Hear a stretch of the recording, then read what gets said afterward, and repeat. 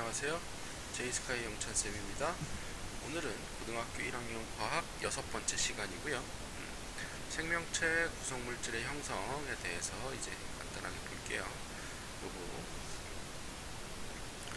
자, 생명체 구성물질의 형성, 단위체라고 하는 게 먼저 나오는데, 단위체는 기본 재료를 얘기해요. 기본 재료. 그러니까 원자 이런 단위는 아니고 하나의 분자, 한 분자.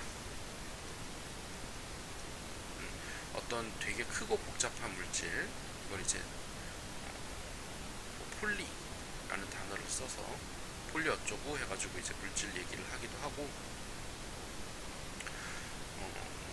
다당류처럼 이제 되게 많은 당이 붙어 있다라는 의미로도 쓰기도 하는데, 어쨌든 엄청나게 복잡한 물질들, 어마어마하게 많은 양의 원소들을 가지고 만드는 물질들을 구성하는 가장 기본 단위 한 분자를 얘기하는 게 단위체다라는 거고, 이 단위체의 종류, 개수, 배열 순서나 결합 방식에 따라서 어마어마하게 다양한 물질들이 만들어진다. 알고 있으면 되고요. 생명체 구성 물질은 물, 무기염류, 요거는 이제 이런 이제 크고 복잡한 물질로 결합하는 건 아닌데, 탄수화물, 핵산, 단백질, 지질, 얘네들은 기본 단위체를 이용해서 단위체로서 이제 되게 복잡한 결합을 하고 있는 물질들이다라는 거 여러분 알아두시면 되겠고요. 단위체를 이용한 물질의 형성 과정, 단백질이나 핵산, 여기 있죠. 탄수화물, 핵산, 단백질, 지질, 요것들은 단위체의 조합으로서 이제 형성이 돼요. 탄수화물은 포도당 중합체라고 보통 얘기하는데, 되게 많은 개수의 포도당이 결합해서 탄수화물이 되고요. 이 포도당이 또 어떤 식으로 결합하느냐에 따라서 녹말이 되기도 하고 셀룰로스가 되기도 하고 우리 몸에 저장하는 글리코젠이 되기도 해요. 그래서 서로 다른 구조와 특성을 가진 탄수화물이 만들어진다 라는 거 알면 되겠고요. 요거 이제 단백질이 이제 간단하게 나오는데, 우리 몸에 이제 아미노산, 우리 몸에 이제 단백질의 단위체인데, 아미노산은 우리 몸에는 약 20종류의 아미노산을 이용해요. 우리 몸에서는 약 20가지 정도의 아미노산을 이제 쓰고요. 20종류이기 때문에 얘네들을 어떻게 배열하느냐에 따라서 되게 다양한 어마어마하게 많은 종류의 단백질을 만들어낼 수 있다라는 거고, 아미노산의 기본적인 구조는 어떻게 되냐면, 탄소를 기준으로요. 이 탄소에 산소 이렇게, 이거랑 이제 질소 이렇게, 여기에 이제 R이라고 하는 요거에 의해서 아미노산의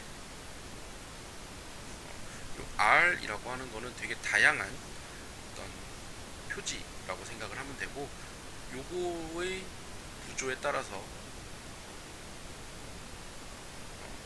아미노산이 결정되고, 요 밑에는 모든 아미노산이 동일하게 갖고 있는 건데, 얘가 이제 COOH, 얘가 이제 카복실기라고 부르는 거고, 얘는 이제 아미노기라고 부르는 거라서, 카복실기가 이제 보통 산에 이제 기본 모든 산이 가지고 있는 산성물질 말고 모든 산이라고 하는 탄소 화합물의 이제 산이라고 하는 애들이, 카복실산이라고 하는 애들이 가지고 있는 구조라서 아미노산 이렇게 부르는 거고, 얘네들이 어떻게 결합을 하냐면, 여기 질소에 이제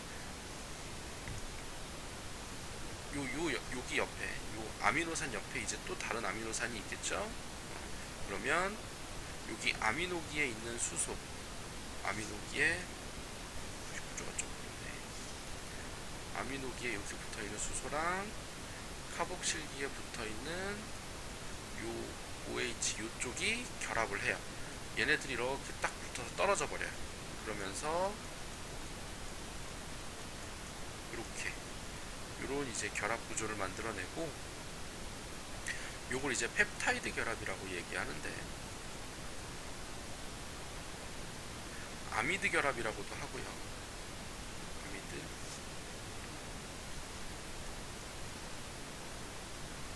보통 이제 우리 몸에서는 펩타이드 결합이라고 하고, 요 펩타이드 결합이 되게 많을 때 이제 폴리펩타이드라고 부릅니다. 폴리펩타이드라고.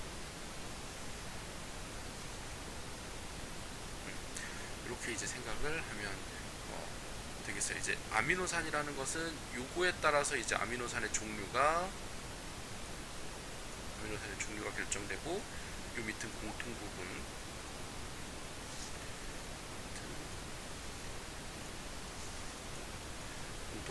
여기 카복실산, 여기 아미노기. 그래서 이렇게 결합해서 요 형태 펩타이드 결합을 만든다. 여기 나와 있죠. 펩타이드 결합으로 수많은 아미노산이 결합하여 형성이 된다 라는 거고, 요 아미노산의 숫자, 결합 순서에 따라서 되게 다양한 단백질이 만들어지는 거고, 단백질은 몸을 구성하고요, 화학 반응과 생리 기능을 조절해요. 이거 이제 그 호르몬의 주 성분이기도 하고요. 그리고 이제 효소의 주 성분도 단백질이다 라는 거예요. 이렇게 이제 보고 넘어가도록 하겠습니다. 다음은 핵산의 형성 이렇게 되어 있는데, 이거 이제 우리 몸에서 제일 중요한 거. 왜 가장 중요하냐? 요 핵산은 이제 DNA랑 RNA를 의미해요. 핵산이라고 하는 것이 뭐다? DNA랑 RNA를 의미하는 거고, DNA가 이제 디옥시리보스 뉴클레오타이드 엑시드, 이렇게 디옥시리보스 뉴클레오릭 엑시드 이렇게 얘기하고, RNA는 리보스 뉴클레오릭 엑시드라고 얘기를 합니다.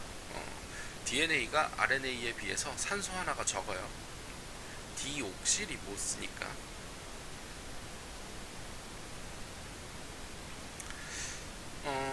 이렇게 이제 DNA, RNA가 있고, 요 DNA, RNA 핵산의 구성 단위체는 뭐라고 부르냐면 뉴클레오타이드라고 불러요.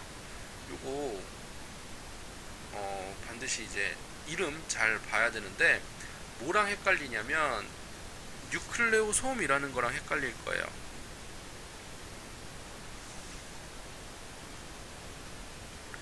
뉴클레오타이드, 뉴클레오솜. 요 뉴클레오솜은 DNA에다가 히스톤 단백질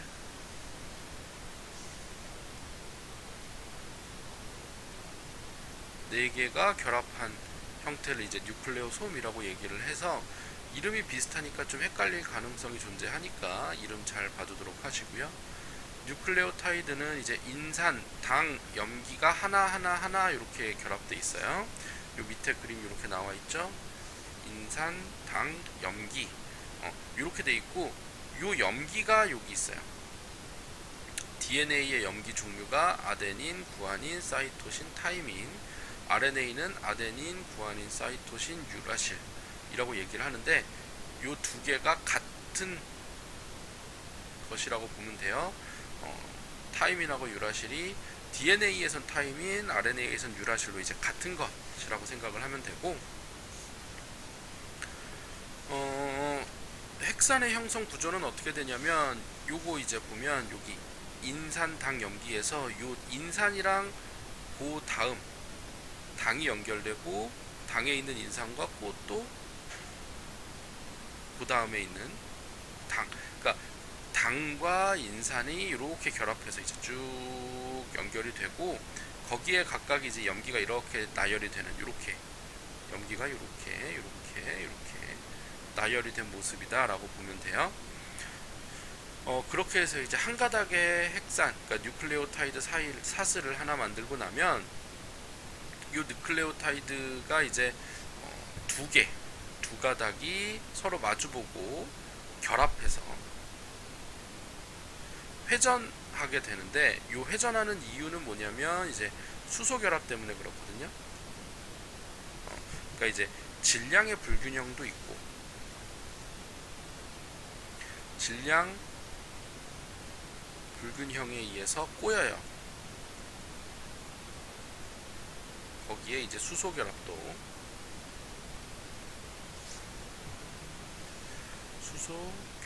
이제 생기면서 두 가닥의 이제 뉴클레오타이드가 이제 서로 마주보고 결합해서 이제 회전하는 이중나선 구조인데, 이 결합은 뭐냐? 이렇게 이제 염기끼리 결합을 하고 있어요. 바깥쪽에 요렇게 이제 나선으로 파란색으로 되어 있는 요거는 색깔 말고 요 파란색 선 있죠? 요게 이제 뭐냐면 인산당 골격이고요. 요 안쪽에 요 컬러풀하게 이렇게 연결되어 있는 거, 요게 뭐냐면 염기인데, 이 염기의 결합은 이제 상보결합이라고 불러요. 상보결합. 아데닌하고 타이민만 결합하고요. 아데닌은 타이민하고만 결합하고 사이토신은 구아닌하고만 결합하는 특성이 있어요. 이 결합의 특성은 어떻게 이제 결정이 되느냐면 수소 결합의 개수가 달라요.